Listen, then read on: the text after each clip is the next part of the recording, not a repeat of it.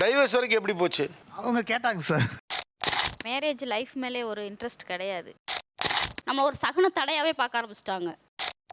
எந்த ஆணை பார்த்தாலும் எனக்கு நம்பிக்கை வரல.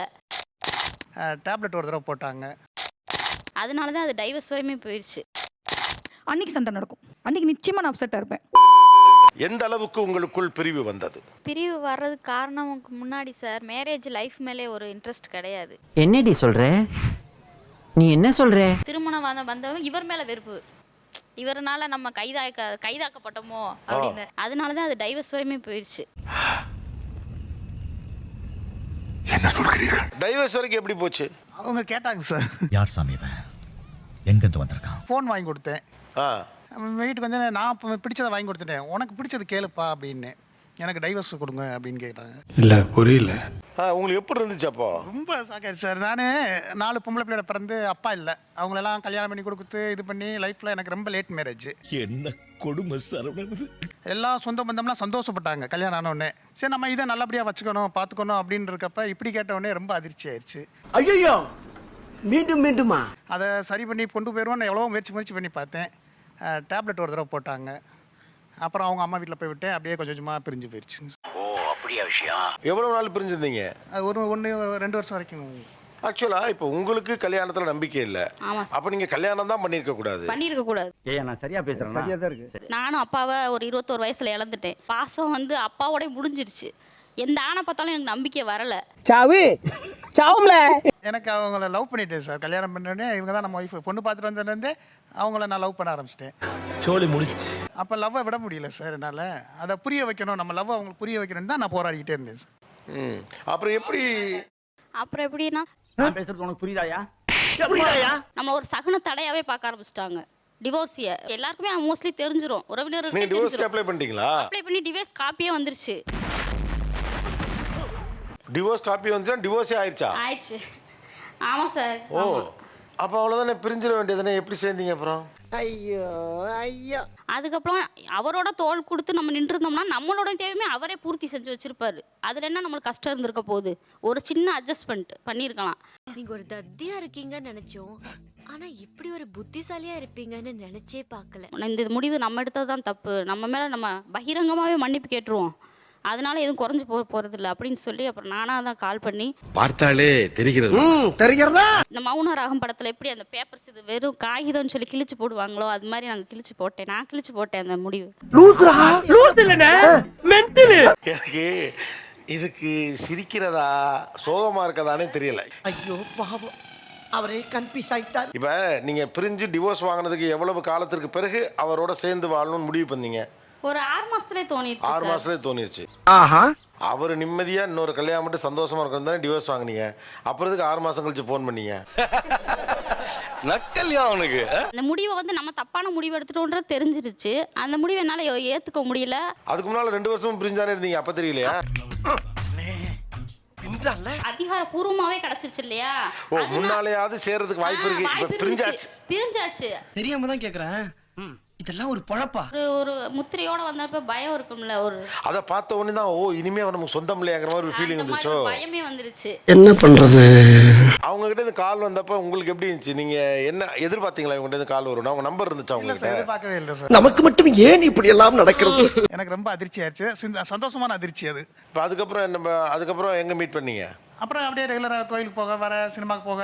அப்படி பாரு, சூப்பர் சீனரி. ஆக்சுவலா பார்த்தா இவங்க உண்மையா லவ் பண்ணி கல்யாணம் பண்ணிருக்காங்க. திரும்ப ஒரு மேரேஜ், திருப்பி ரீமேரேஜ்.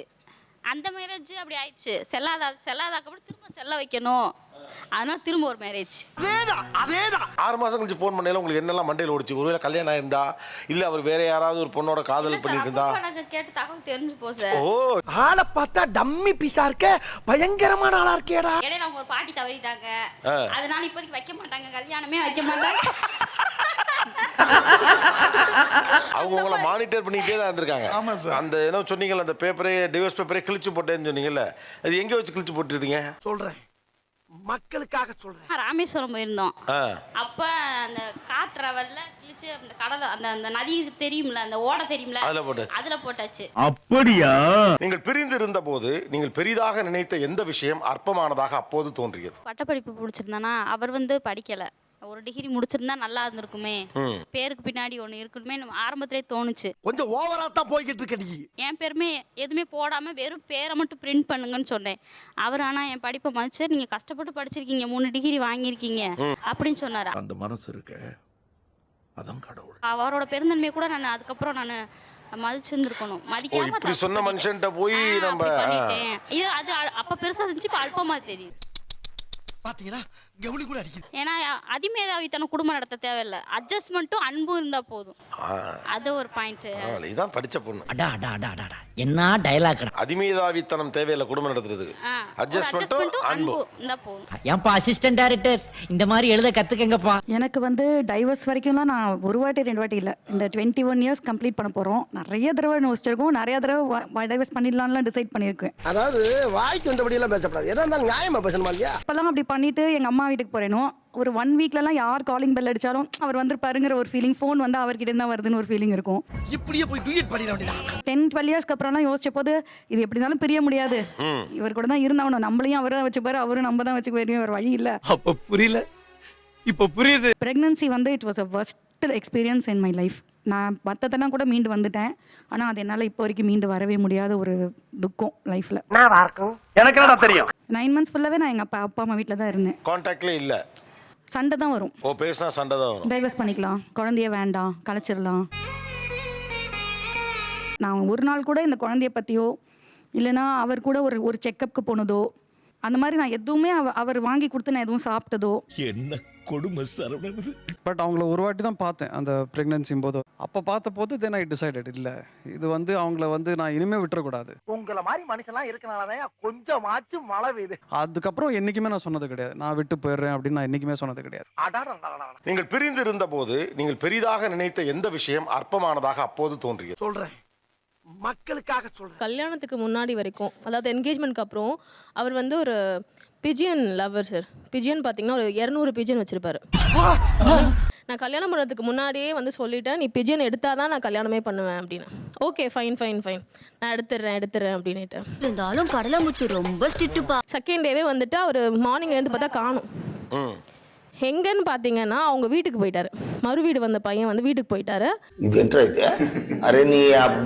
என்னன்னு பார்த்தீங்கன்னா அந்த பிஜியனோட ரேஸ் டே அப்போ 3rd டே நான் டிசைட் பண்ணது டிவோர்ஸ். இல்லை புரியல. மாடியில் பார்த்தீங்கன்னா ஃபுல் மாடியே ஆக்குப்பையாக இருக்கும். அதுக்கு ஃபீட் பண்ணுறதுக்குன்னே ஒரு 1 lakh செலவு பண்ணுவார். சமூகம் பெரிய இடம் போட்டிருக்கு. என்னை விட அந்த பிஜியன் தான் முக்கியம். அப்புறம் பிரிதலுக்கு அப்புறம் ஒரு விஷயம் எப்படிலாம் இருக்காங்கன்னு பார்க்குறோம் சொசைட்டியில். இது ஒரு பிஜியன் தானே, வளர்த்துட்டு போட்டோம். நல்லா இருப்படா போடா, உன்னெல்லாம் ஒன்றும் பண்ண முடியாது. நான் விட்டுரு. அந்த ஒரு காத்தாடியை பிடிச்சிருக்கதான் ஓவராக பண்ணுது. அப்படி பாரு, பிஜியன் சூப்பர்பா, நீ தான்ப்பா பிஜியனை வச்சுட்டு வளர்க்க போகிற, நீ ரேஸ்க்கு விடு, நீ ஃபஸ்ட்டு வா அப்படின்னு சொல்லி நான் என்கரேஜ் பண்ணேன். அது ரேஸ்க்கே விடுறதில்ல சார் இப்போ. பொதுவாக புறா வந்து சமாதானத்துக்கான ஒரு குறியீடாக சொல்லுவாங்க. உங்கள் வாழ்க்கையில் சண்டைக்கான இதாக வந்திருக்கு. அதுதான் எங்களோட ஃபர்ஸ்ட் டிவோர்ஸ். நான் ஃபர்ஸ்ட் யோசிச்சது கன்றாவியை எப்படி இந்த மனுஷன் எப்படி ஆயிட்டாரு பாத்தியா? எந்த பாயிண்ட்ல அவங்க தரப்புலையும் நியாயம் இருக்குன்னு உங்களுக்கு தோணுச்சு? ஏன்னா என்ன பண்ணாலும் இவ எனக்காக மட்டுமே உருகிட்டு இருந்தா.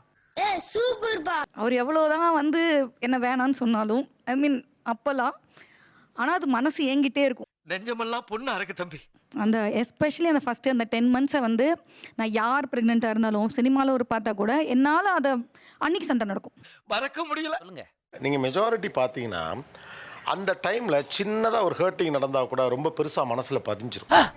உச்சாம்பாடுறா ஒரு புது பாயிண்ட். அந்த பீரியட்ல எல்லாமே அதிகமா தெரியும். உங்களுக்கு ஆக்சுவலா பாத்தீங்கன்னா வாசனை ரொம்ப அதிகமா தெரியும். அதனாலதான் நம்ம குடும்பங்கள் என்ன சொல்லுதுன்னா, புள்ளதாச்சியை நல்லா பாத்துக்க, இப்படியே உசுப்பேத்தி உடம்ப ரணகலம் ஆக்கிட்டாங்கடா. நான் மறுபடியும் உங்களை அவங்க ஹர்ட் பண்றது சரின்னு சொல்ல இதை வரல. ஆனா அந்த காலகட்டத்தில் எல்லாமே மேக்னிஃபைடா இருக்கும். அதே மாதிரி பாருங்க, சின்ன சந்தோஷம் ரொம்ப பெருசா தெரியும். ரொம்ப கரெக்டா சொன்னப்பா, இது முதல்ல சொல்லிடக்கூடாது. மற்றதெல்லாம் கரெக்ட் பண்ண முடிஞ்சது அவரால், ஆனால் அந்த வந்து அவரால் லைஃப்ல கரெக்டே பண்ண முடியல. ஏன்னா மற்றது எல்லாத்தையும் கரெக்ட் பண்ண முடிஞ்சிருச்சு, இதை உங்களால எப்படி கரெக்ட் பண்ண முடியும்னு கேக்குறாங்க. வந்து இப்ப நான் என்ன உங்கள்ட்ட சொல்றது? அது எப்படி பண்ணணும்னு எனக்கு இப்போ வரைக்கும் புரியல. ஆக்சுவலா அவர் வேற என்னதான் செய்ய முடியும்னு நினைக்கிறீங்க? தெரியல சார், ஆனால் அது இன்னும் எனக்கு ஹர்ட்டாகவே இருக்கு. அடம் பிடிக்கிறிய நீ. இப்போ இதை நினச்சிக்கிட்டே நீங்கள் சுமையோடு இருக்கிறதா, அவரால் அப்போ முடியலை அதை விட்டுருவோன்னு அதை கடந்து போகிறதா? கடந்து தான் போகணும், முடியல. அதுக்கு காம்பன்சேஷனாக நான் இதை ஏற்றுக்கிறேன் அப்படின்னா ஏதாவது ஒரு டிமாண்ட் வச்சு ஒரு டீலை வச்சு முடிச்சு விடுவான். சரி, ஒரு ஹக் பண்ணிட்டு சாரி சொல்லுங்க. இது அழகா இருக்கு, இது பேச்சு. என் வாழ்க்கையில் இன்னும் நான் இந்த எல்லா கொடுமைகளை பார்க்கணும்னு இருக்கோ எனக்கே தெரியல.